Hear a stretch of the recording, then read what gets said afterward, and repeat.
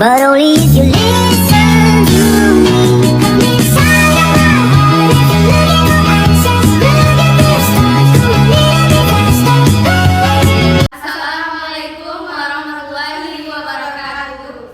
Baiklah, kami dari kelompok 4 ingin menampilkan video dokumentasi selama praktikum kimia dasar. Sebelumnya kami akan memperkenalkan diri terlebih dahulu.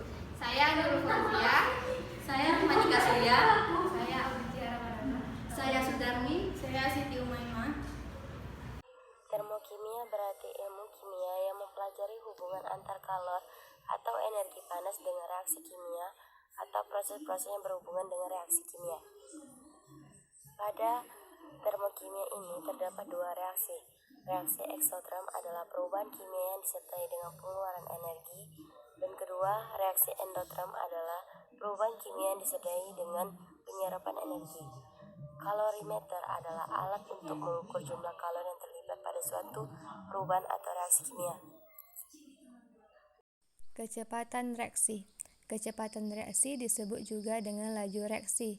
Laju reaksi adalah perubahan konsentrasi reaktan atau produk persatuan waktu.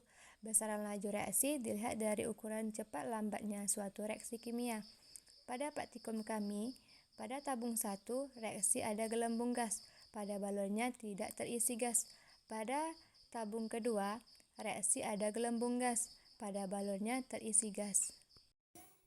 Kesetimbangan kimia adalah keadaan saat kedua reaktan dan produk bertemu dalam konsentrasi yang tidak memiliki kecenderungan lebih lanjut untuk berubah seiring waktu.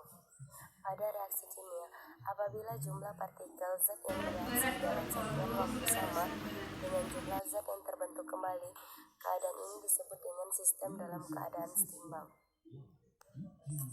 Koloid merupakan suatu campuran yang keberadaannya berada di antara suspensi dan larutan sejati. Air dengan pasir merupakan suspensi karena terjadi pengendapan dan tidak dapat disaring. Air dengan susu merupakan larutan sejati karena dapat terlarut dengan secara homogen. Air dengan garam merupakan koloid karena larutannya berada di antara suspensi dan larutan sejati, dan merupakan efek Tyndall karena menghamburkan cahaya di sekelilingnya. Air dengan FeCl3 merupakan larutan sejati karena terlarut secara homogen, dan merupakan efek Tyndall karena menghamburkan cahaya di sekelilingnya. Pembuatan reagen dan larutan.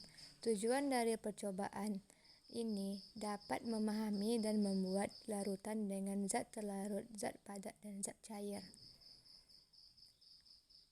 Untuk membuat larutan dengan berbagai konsentrasi sesuai dengan yang diinginkan, maka perlu diketahui massa yang ingin dibuat.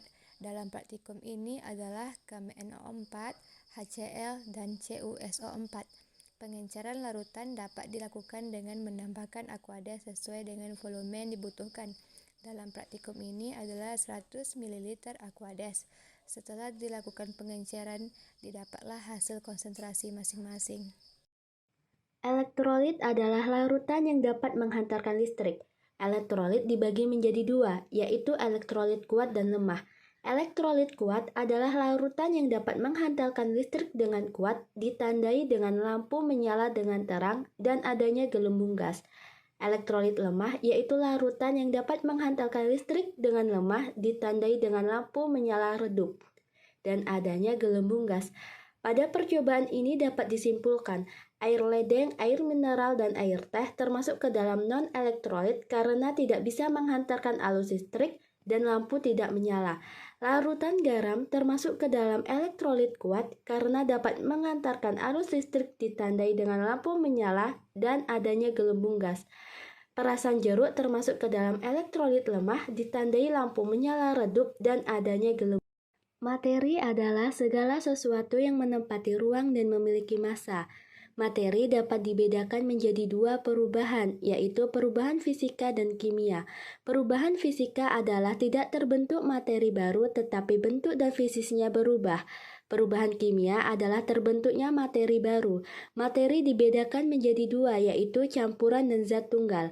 Campuran terdiri dari dua, yaitu heterogen dan homogen. Zat tunggal terbagi menjadi dua. Yang pertama yaitu unsur.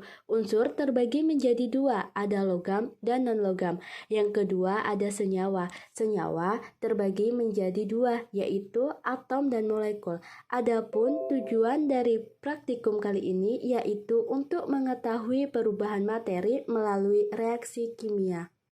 Stoikiometri adalah ilmu yang menghitung hubungan kuantitatif dari reaktan dan produk dalam reaksi kimia. Pada percobaan yang kami lakukan, pada tabung 1, PbNO3 1 mili dan Ki 9 mili, tinggi endapannya 0,5 cm. Di tabung 2, PbNO3 2 mili, Ki 9 mili, tinggi endapannya 0,4. Pada tabung 3, PbNO3 3 mili dan Ki 7 mili, tinggi endapannya 0,4. Pada tabung 4, PbNO3-nya 5 mili dan Ki 5 mili, tinggi endapannya 0,8 cm. Pada tabung 5, PbNO3 7 mili, Ki 3 mili, tinggi endapannya 0,6. Dan tabung ke-6, PbNO3 9 mili, Ki 1 mili, tinggi endapannya 0,9. But only if you listen